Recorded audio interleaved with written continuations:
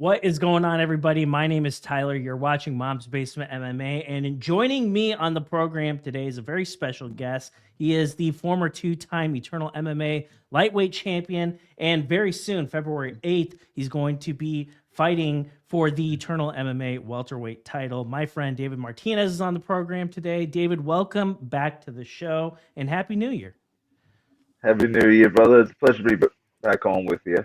Well, I always like chopping it up with you, David, and I must say it's been a couple of years that I've gotten to know you fairly well. We've talked about your career at length, and I feel like 2025, it's kind of like a weird pivotal moment for you in many respects. Like when I think of you, I think about a guy who has accomplished a lot in Australian MMA. You're one of the more well-known fighters, a two-time Eternal MMA champion. A lot of people know who you are, and I have to say, if I'm a young, hungry fighter, you're exactly the type of guy I want to see in the cage. And if I can get a win over a guy like you, that would do so much for me in my career. Do you feel like there's a target on your back right now, David? And like, can you talk to me about like just matchups and just kind of where you are in 2025? Do you feel like a dynamic starting to like change a little bit as far as your fights are concerned? Yeah, man. It seems like at the moment, it's like everyone wants to just get to the bigger promotions, race off into the UFC or what PFL, whatever they can get their hands on, man. But unfortunately for all of them, I seem to be standing in the way. It's kind of like, well, I'm just kind of chasing everyone else around, sort of dragging them back down to earth. Well, David, one of the things about you is you're still very young and you have 20 fights of professional experience to your name. And I have to ask you, like all things considered, what's been like the key to your longevity? Because you're still young, you have a ton of experience though, but I also feel like when I watch your fights, it just doesn't seem like anyone really ever like nails you with anything. It seems like you seem to come out of a lot of these fights relatively unscathed. Well, I would put it like probably most of that down to good fortune, my man. Like I've definitely had a good run in terms of Uh, I want to say in terms of like injuries and all that, I've avoided anything major or catastrophic. It seems like I always just seem to get by, even when things look bad. Like go to the doctors, I get a few scans, I'm like, oh, hang on, it's not that bad. That's how then I seem to be able to bounce back quickly. And I don't know about it as for like longevity. Yeah, I just enjoy this. The big thing for me is that I enjoy the sport. I enjoy training, and I enjoy like always having fights coming up. So it just seems to be the passion that keeps me going. You had a incredible 2024. I know your 2023 ended mired in controversy. I know that that fight that you had in Brave in Indonesia should have been a no contest. I know that one was very unfortunate in the manner in which that fight ended. I didn't want to talk about that one too much, but when you turn the page, you go into 2024, you absolutely crushed it. You went undefeated, 3 fight winning streak. Can you tell me, like, when you unpack your entire 2024, is there a fight or two that kind of like sears in your brain, like one that you really recall? Well, for me, 2024 was very sort of up and down. So I know that like if you just take a quick look at Tapology, it just seems like oh, Dave's on a pretty good run for that, but it was uh, pretty rough in terms of like just managing my weight and dealing with weight cuts and all that. And I was not doing a very good job at that, as well as a couple unfortunate moments around weight cuts as well. Uh, Not necessarily weight related, but hard to deny that like lead in like everything I do leading into the fight may or may not have contributed to some of these unfortunate events taking place. But outside of that, no, managed to still get in 3 fights. Got my hand raised all 3 times, and out of the three, man, I have to say that my fight with Brentin Mumford at the end and was kind of that stood out to me. Not even for myself in any way, but just to see Brenton and just come back as almost like a completely different person, and like seeing him throughout the process, the training process, and even leading into the fight, like he just seemed like he actually wanted to be there compared to like when I've seen him previously.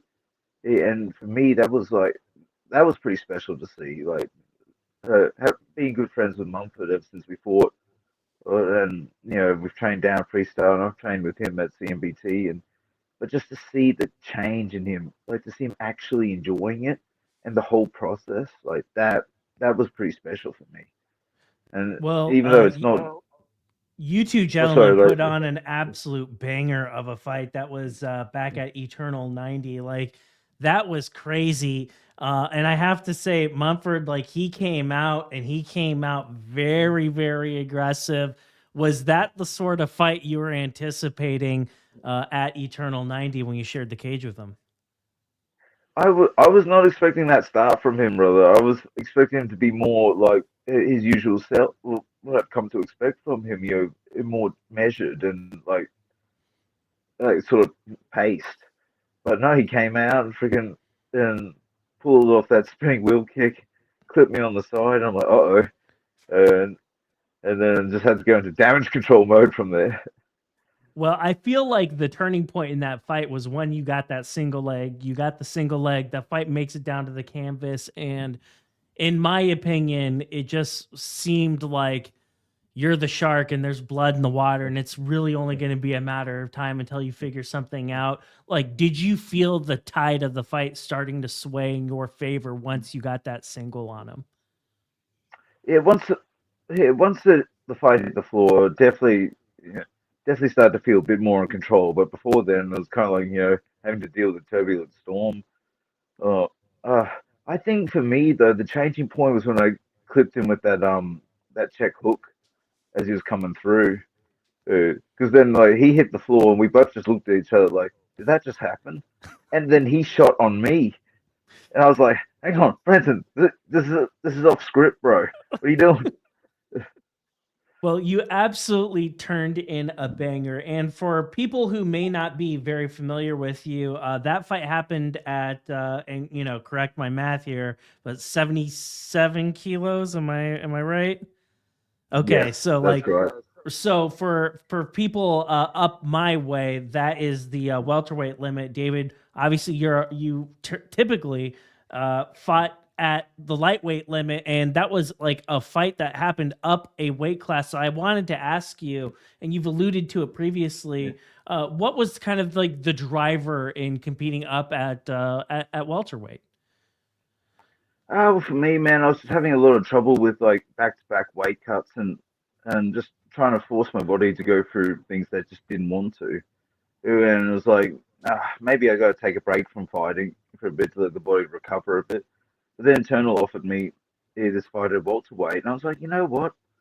If I fight at welterweight, I can still get a fight, and I don't have to tax my body. So I'm like, it seems like win-win for me. So I ended up taking that, and yeah, that was the real story behind my decision to do that. As to like everyone else's opinion, I don't know. That's theirs, my friend. Absolutely. And can you just talk to me, David? Like, you're a man who's cut weight for, a decade plus. You've been doing it for a very, very long time. How did you feel physically walking into the cage come fight night at the new weight limit compared to how you've been previously? Like, you're not draining yourself as much, probably a little bit more hydrated. Like, just in terms of your feeling physically, like did you notice a big difference when you were going to fight him compared to when you were fighting at 155 pounds? I'll be completely honest. Not a single difference. Mm-hmm. Did not feel any different entirely. Now I imagine that's more to do with psychological factors, with the fact that I've got to fight that day type thing, or yeah, yeah, I've got to fight. As a mind's probably racing, adrenaline's probably picking up a little bit. There are a lot of other factors that go into how I feel on that day. Eh, so I would lean toward them being the ones that affect me more. But as for the weight and feeling drained or not, for no difference whatsoever, man.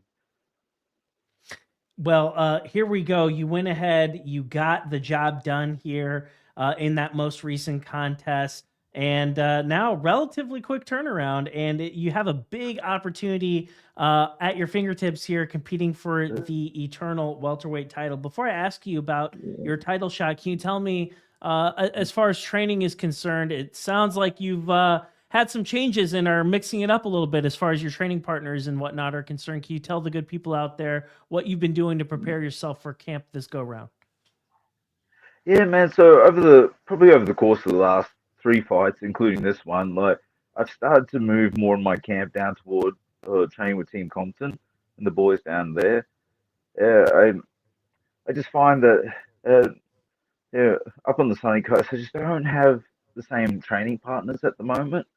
Everyone's sort of gone their separate ways, whether they've gone overseas, they've moved somewhere else, or they've changed jobs or whatever reasons. I've lost a lot of training partners as up here, but I started going down there and working particularly with Don Marfan and Steve Compton, and the first few sessions I was doing there, I was like, I noticed a big improvement in myself of like both like skill wise and also in my sense of like confidence. Mm-hmm. Uh, it's a bit hard to like put into words, but I was just really picking up from being there. So over time, I started to increase the number of times I was going down there on a weekly basis, and the more I'm down there, it seems like the better I get overall. Oh, so yeah, working with those guys has been like massive, and yeah. When you're talking about like longevity and that, training with these guys, I have no idea why, but it makes me feel younger. Well, I think that's Like, a great thing, right? That has to be a good thing to say, I would imagine, because I know you're still a relatively young guy though in this game. You're in your athletic prime still, and you got a lot of fighting ahead of you if you so choose. indeed, man. But like, sometimes you get mentally worn out uh, Sure. by it, and I remember looking at like Max Holloway and freaking and Aldo one time. Like, man, they're getting on in years, and then I realized, oh heck, they were only 30 at the time. I'm like, bruh, like what happened? Well, one of the things that I wanted to ask, I'm a little bit familiar with the gym that you're training out of, and I know like you're talking about like guys in that gym in particular. I think of like fighters with really great striking and like knockout power in particular. For you, when I think of you, I know you're a complete mixed martial artist, but I think of you, I think of wrestling, I think of grappling, and with them giving you like these striking looks, like I can only imagine like that's probably done wonders for you. You probably don't want to talk too much about it, but I got to imagine like that's got to getting looks like that has to make you feel like very confident going up into this title fight. Yeah, but that's what I mean, man. Like just constantly like working with them and moving around with them. Like I have like this increased confidence in myself when I find when I'm moving around with people. Like I go back and I train with some people that I've trained with for years, and I'm like, all of a sudden I feel a lot better. I feel like a lot more sure of myself, even in a pure stand-up exchange. And like I do pretty much lean toward working with Compton, like the team down there, uh, as the major key to that. Absolutely. David, at what point does Eternal ring you up and ask you about your availability for headlining this fight? When did you get spun up that this would be a title fight that you'd have the opportunity to compete in? Well, to be honest, man, like I kind of wrote that off because I thought the welterweight title picture was at a standstill. You had the champ, you had the interim champ, and then you got everyone else type thing. And it's like, oh well, I'm not even going to look at that. But lo and behold, the champ retired, and guess who they're going to call up to step in against the interim? And so, Now, like, were you completely like taken aback when you're on the phone with those guys and they're like saying like, "Hey, we want you to fight for the title"? Like that was just like something that you weren't even like remotely thinking about. I was not thinking about it, man, but freaking Eternal's just like, the guys up there just like looking at the end of the financial year report, oh, and they're like, guys, we're losing a lot of money having our belts international at the moment. We need to get these belts home. So who can we call? How can we start to get these belts back in the country? And lo and behold, they called me. Well, I'm sure you're amped to get this opportunity, David. Can you tell me a little bit about your opponent? You'll be going up against a guy from Europe. His name is Stephen Costello. What's your take on this kid that you're going to be going up against? I mean, he seems compared to somebody like you with 20 some odd professional fights to your name, not a lot of experience compared to maybe some of the other guys that he's fought previously. And you're a guy that poses a pretty formidable challenge for a guy like this. What do you think about your opponent?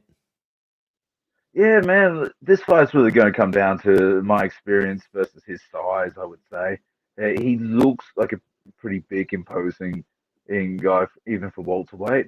At least, like from the footage I've seen, although that could be a bit misleading because I know one of the guys he fought was also a lightweight coming up, and the other guy, who I think I said in another interview, wouldn't even qualify for an amusement park ride. Like he's not, he's 5 foot nothing. So it kind of creates the sense that Costello's a lot bigger than what maybe he actually is. But I do think it is a David and Goliath fight uh, that I'm looking at here, and I'm the smaller guy, but I've got the experience, and I believe I've got the freaking skill set to do it as well.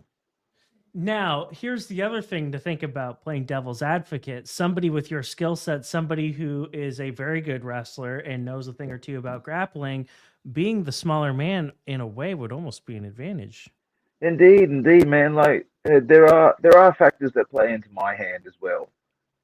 With this fight, like I won't go too much into details of them. I'll keep them up my sleeve, but I do believe that I've just got some key. I think stylistically, I match up pretty well here, Well, if I do say so. we'll leave it a mystery because David, I want to be surprised with everybody else when I tune in for this fight. But also, kind of like the thing for people to think about is the UFC is going to be fighting in Australia, and you guys are going to basically be setting the table ahead of the UFC event that's going to be taking place. Like, how special is that knowing that you're going to have members of the UFC brass there in attendance, and you're going to be fighting in front of them? Yeah, no, that's awesome, man. It's always great to find in front of people who work for the UFC, but it'd be nice if they handed me some tickets too. Just on the slide. Like I'd like to attend my very first UFC event for once. Is there anyone that you would like to thank or shout out before I let you go? Oh man, just the guys I've been working and training with, uh, like even the previous fight and this fight. The guys down at Team Compton, Stephen Elliott Compton, Don Marfan, all the boys down there, and my guys at Ignite. Advice as well. Ryan Doyle, my boy John Martin Fraser, like, and my boys over at Tribal too. Like, give them a shout out because anytime I need, man, they're always there for me as well. So yeah, David, I would be remiss to not ask you this question. The main event, Dricus Duplessis versus Sean Strickland. Who do you got in that fight? I got to ask you, who's winning that fight? brother, I'm gonna lean with Drickers, man. And All I just right. think Any like particular reason? I because his style is wild. It Like definitely Sean, is. Sean, like Sean's style is very conventional, very almost one note, but it isn't. It deals with other people's styles very well, particularly Izzy's. It, as you saw that play out, but I just don't think it. I don't think it answers Drickus's style, and I don't think Sean's going to change anything, or he doesn't seem like the kind of guy who would change much from what he does. And it just at the moment that doesn't work against Drickus. Now, the other thing I will ask you, this card is just absolutely loaded with all kinds of Australian fighters on here. I recognize every Australian fighter that's on this card. Like we're talking about like Eternal MMA guys that you have shared the same cards with previously. Is there a name on here for people who don't watch regional MMA, for people who aren't familiar with Eternal MMA? Is there a name or two for one of your like former coworkers that you see on this card here for UFC 312, and you're like, yo, if you've never seen this kid fight before, make sure you tune in and watch this guy fight. Oh, brother, Tom Nolan's on that card, man. Like, freaking keep an He eye is. out on him. Yeah, the man Okay, is a so weapon, brother. you're talking about the freak of nature, Tom Big Train Nolan, who is 191 centimeters. That's 6'3" or 6'4" for people on the American side. I can't believe that guy can make the weight. By the way, Um, I would say it makes it easy, man. I Yeah, mean he's I mean that guy is big. He's got a incredible reach, and then he's going up against an opponent who knows a thing or two about striking. I think that's a great pick because like that fight should be fireworks. yes, yeah. No, man, it's going to be a good fight, but I've got to back Tom Nolan all the way, man. We haven't seen the best of him yet, and we've already seen like a whole lot of good stuff so far. Well, there we go. We'll go ahead and we'll leave it at that. David, I appreciate your time. I wish you the best of skill in your upcoming welterweight title fight, and I look forward to having you back on the program very soon, sir.